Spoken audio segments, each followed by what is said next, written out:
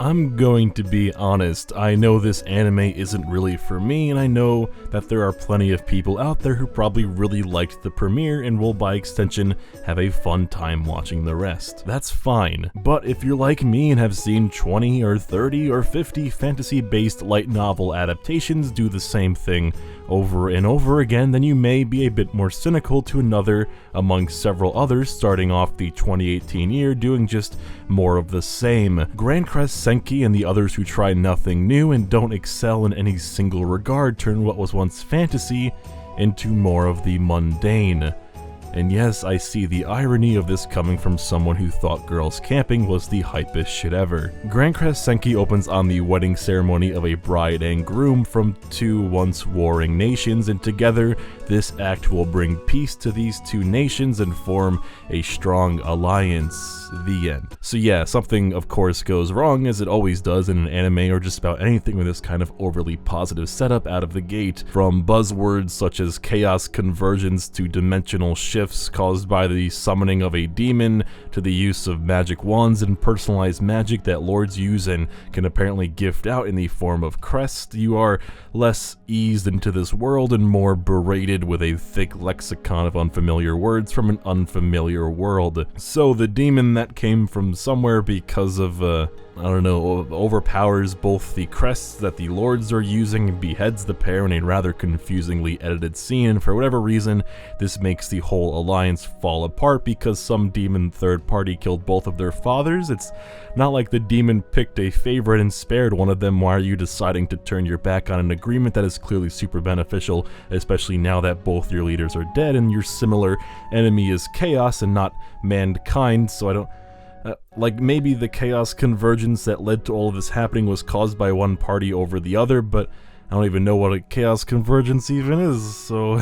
But the most important question of all is, how can the carriage driver hear Shiruuka, who's speaking at a normal volume inside of a closed carriage alongside all of the noise of the horse trotting? Like, I don't see no magic wand phone call at play here.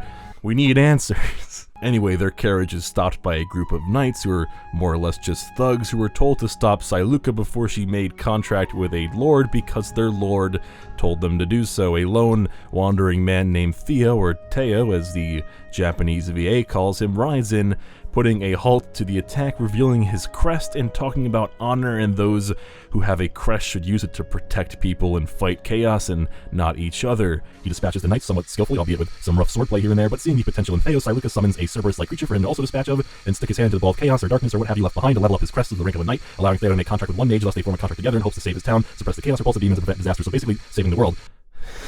Looks like the rest of the series will be about their battle against the chaos and the various creatures it's created alongside of the diverse, multicolored haired individuals that join their cause or attempt to stop them. It's a fantasy anime that joins the many others that have come out in the last decade. You know the anime will not have a proper conclusion, and most are here just to promote their light novel counterparts.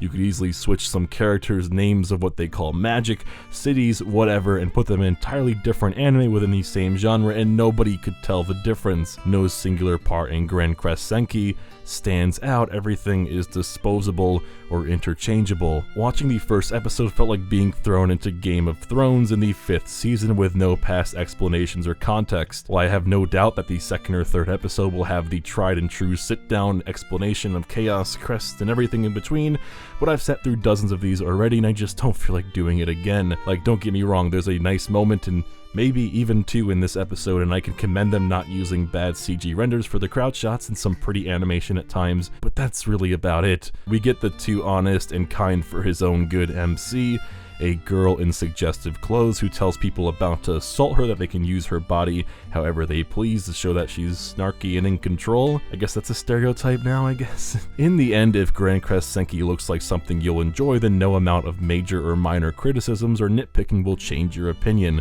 It's a fantasy that may have magic in it, but it lacks any of the proverbial magic to make it stand out or feel like anything more than a 12-episode advertisement for its ongoing light novel and tabletop role-playing game?